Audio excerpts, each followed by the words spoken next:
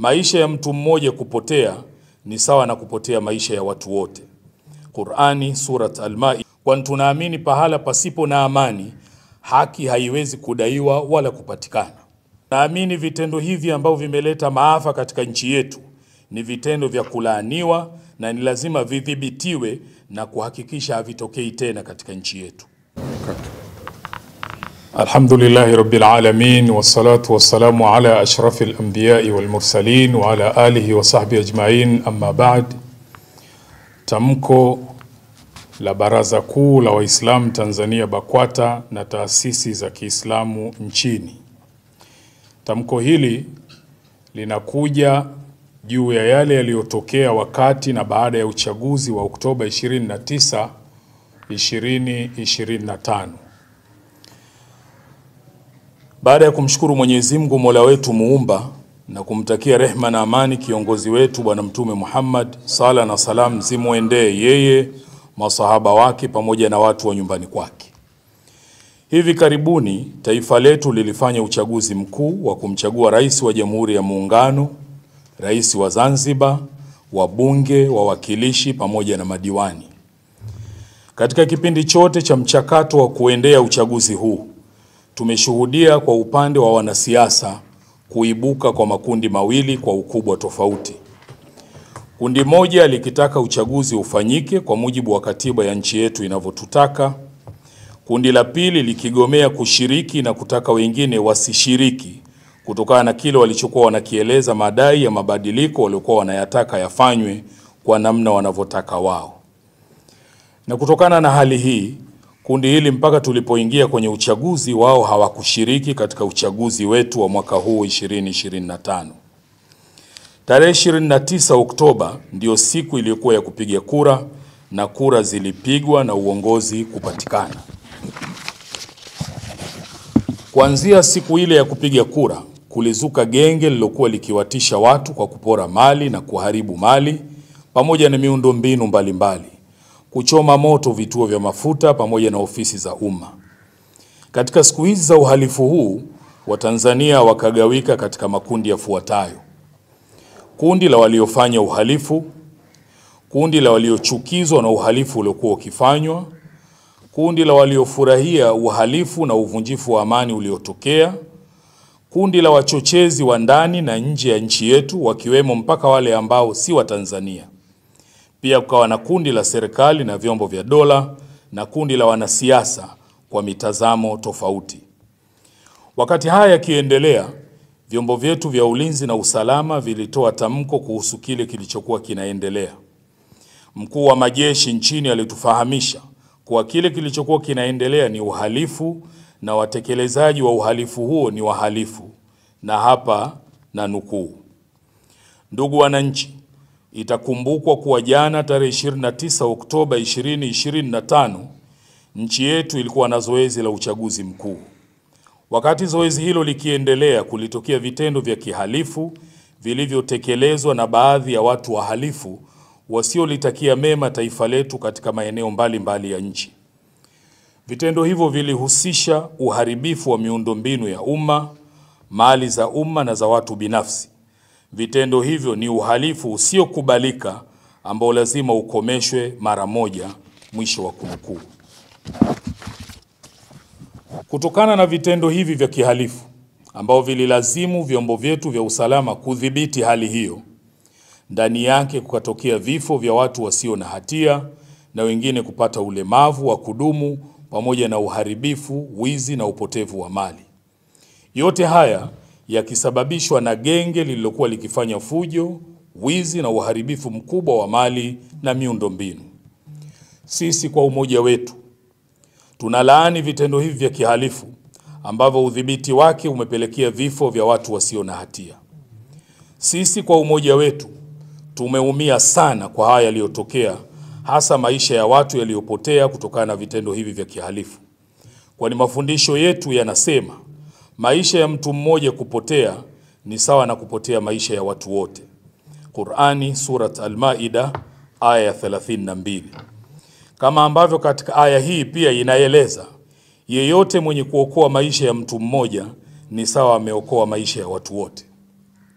Kwa msingi huu, sisi kwa umoja wetu tumesikitishwa sana na upoteaji wa maisha ya watu kwa hali yoyote ile iwayo.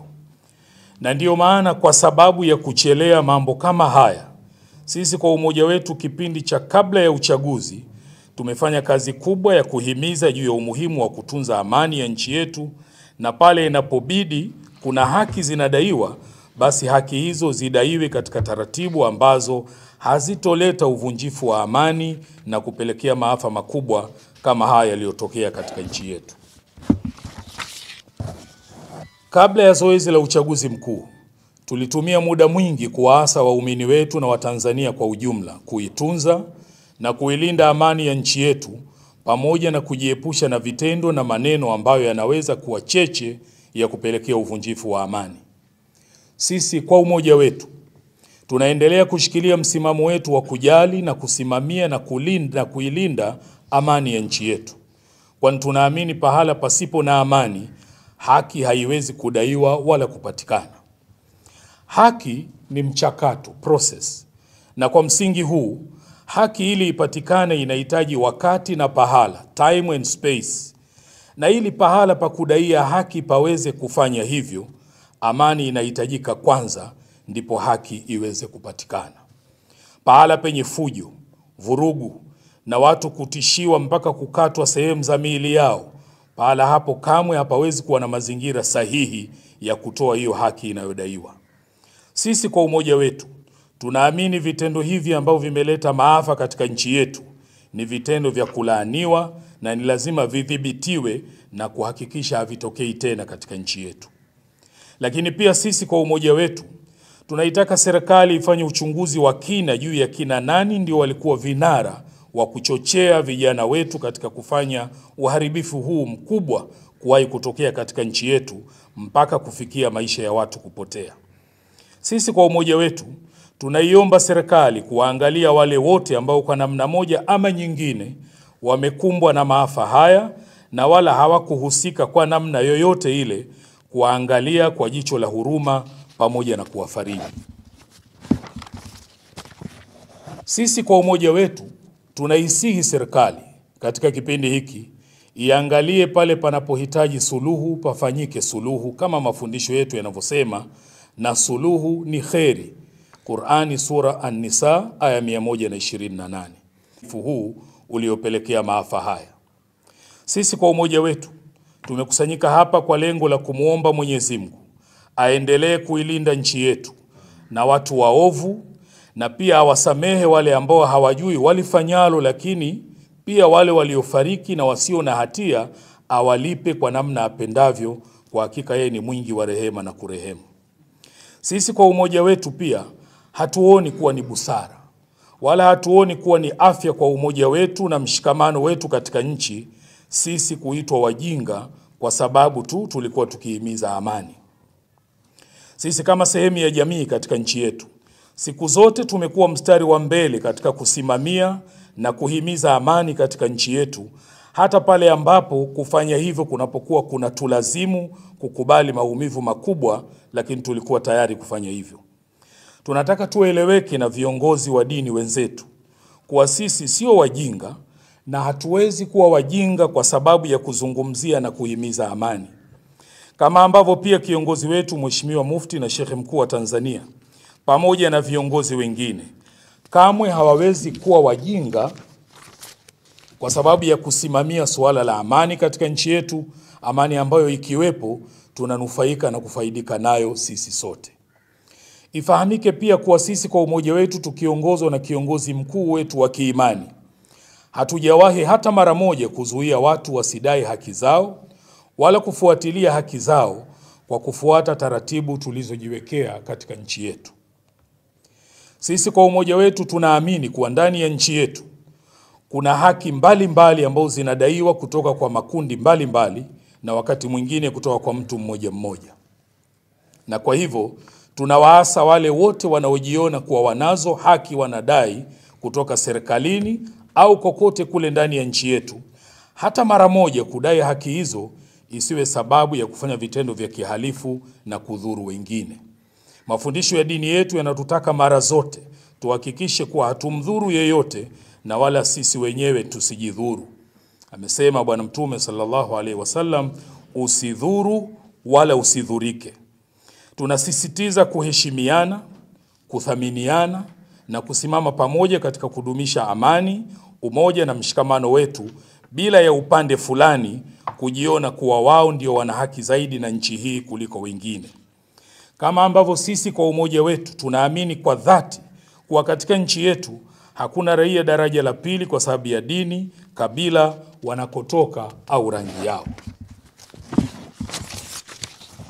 Sisi kwa umoja wetu tunaazimia kuendelea kuiombea dua nchi yetu dhidi ya wale wote wanaotaka amani ya nchi hii ipotee kwa maslahi yao.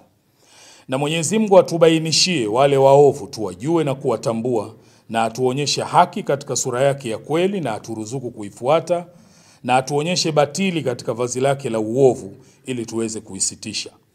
Tunamuomba Mwenyezi Mungu aijalie nchi yetu idumu amani yake. Awajalie wale wote walioathirika na maafa haya, awape faraja na kuwaondoshea huzuni katika nyoyo zao. Ajalie wale waliopoteza maisha, awape malipo yanayowastahiki huko waliko, na wale waliopata majeraha awaponye majeraha yao kwa haraka, na waliopoteza mali zao Mwenyezi Mungu awape badali. Allahumma amin.